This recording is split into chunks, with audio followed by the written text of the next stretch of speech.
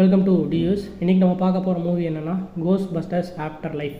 இது ஜஸ்ட் ஒரு cost movie இல்லை, இது வந்து ஒரு ஃபேமிலி எமோஷன், காமெடி, மிஸ்ட்ரி அப்படின்னு எல்லாமே ஒரு கலந்தடிச்ச ஒரு கலவை. இந்த கோஸ்ட் பஸ்டர்ஸ் என்ன அப்படின்னா, இந்த பேய் சம்மந்தமான இன்வெஸ்டிகேஷன்லாம் பண்ணுவாங்கள்ல, ஸோ அதுதான் வந்து கோஸ்ட் பஸ்டர்ஸ். ஸோ ஸ்டோரி வந்து எதில் ஸ்டார்ட் ஆகுது அப்படின்னா, ஸோ ஒரு இந்த அம்மா பேர் வந்து கேலி, அப்புறம் அவங்களுக்கு 2 பசங்க, ஒரு பையன் பேர் வந்து ட்ரெவர், பொண்ணு பேர் வந்து ஃபீபி. ஸோ அவங்க வந்து கொஞ்சம் ஒரு ஃபைனான்ஷியல் ப்ராப்ளம்னால அவங்க வந்து வேறு ஒரு ஊருக்கு வந்து மாறுறாங்க, ஒரு சின்ன டவுனுக்கு வந்து மாறுறாங்க, ஒரு வீட்டுக்கும் போகிறாங்க. ஆனால் அந்த வீடு வந்து பார்த்திங்கன்னா ஒரு நார்மல் ஹவுஸ்லாம் கிடையாது, கிட்டத்தட்ட ஒரு பேய் பங்களா மாதிரி தான் இருக்கும். அது யாரோட வீடு அப்படின்னா கோஸ்ட் பஸ்டர் ஈகான். இந்த ஈகான் யார் அப்படின்னா நம்ம கேலியோட அப்பா.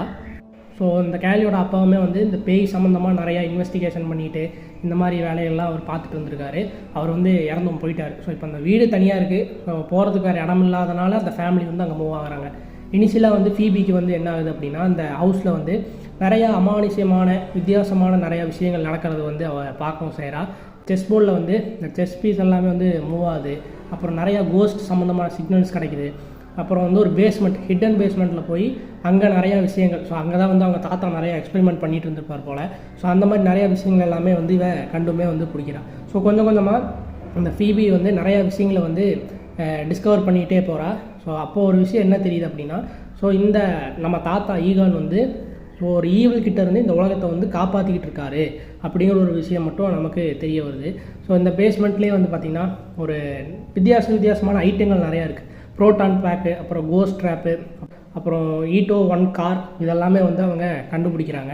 அப்போ தான் வந்து மூவி வந்து ஒரு மாதிரி ஒரு அட்வென்ச்சராக ஒரு மாதிரி ஸ்டார்ட் ஆகுது.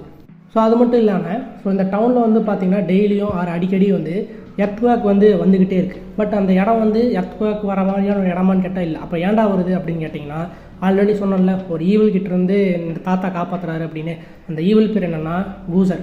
ஸோ இந்த கூசர் வந்து வெளியே வர ட்ரை பண்ணிகிட்டே இருக்கான். ஸோ அப்படி அவன் வெளியே வர ட்ரை பண்ணும்போது தான் இந்த டவுனே வந்து ஒரு மாதிரி எர்த்குவேக் வந்த மாதிரி ஷேக்காகவுமே வந்து செய்யுது. கதை வந்து போயிட்டே இருக்கும்போது நம்ம ஃபீபி, அதுக்கப்புறம் அவங்க அண்ணன், ஃப்ரெண்ட்ஸு, இவங்க எல்லாருமே சேர்ந்து இந்த கூசரை வந்து வெளியே வர விடாமல் ஸ்டாப் பண்ண ட்ரை பண்ணிகிட்டே இருக்காங்க. ஸோ கடைசியாக இந்த மாதிரி கிளைமேக்ஸில் வந்து பார்த்திங்கன்னா ஒரிஜினல் கோஸ்ட் பஸ்டர்ஸ் வந்து என்ட்ரி வந்து கொடுக்குறாங்க. ஸோ ஃபைனலாக கிளைமேக்ஸில் என்ன ஆகுது அப்படின்னா, நம்ம தாத்தா ஈகான் வந்து பார்த்திங்கன்னா கோஸ்ட்டாக அப்பீர் ஆகி தன்னோட ஃபேமிலி, அதுக்கப்புறம் அந்த ஃப்ரெண்ட்ஸ் எல்லாத்தையுமே வந்து காப்பாற்றுறதுக்காக அந்த ஈவில் கூசரை வந்து அடித்து நவுத்துறாப்புல. ஸோ இது வரைக்கும் கேலி அப்படிங்கிற அந்த பொண்ணு வந்து பார்த்திங்கன்னா தன்னோட அப்பாவை வந்து இது வரைக்கும் தப்பாக தான் நினச்சிக்கிட்டு இருந்தா. ஸோ அவளுக்குமே வந்து ஒரு மாதிரி ஓகே, அப்பா நம்ம மேலே பாசமாக தான் இருக்கார் அப்படின்னு சொல்லிட்டு ஸோ ஒரு மாதிரி எமோஷ்னலாகவே வந்து இந்த மூவி வந்து முடிச்சிருப்பாங்க. ஓவராலாக இந்த மூவி வந்து பார்த்திங்கன்னா ஒரு ஜாலியான, ஒரு ஃபன்னான அந்த மாதிரியான ஒரு மூவி தான் வந்து இதே மாதிரி இன்னும் நிறையா மூவி சஜஷன் வந்து உங்களுக்கு வேணும்னு ஆசைப்பட்டீங்க அப்படின்னா மறக்காமல் சப்ஸ்கிரைப் பண்ணிக்கோங்க. நெக்ஸ்ட் வீடியோவில் பார்ப்போம்.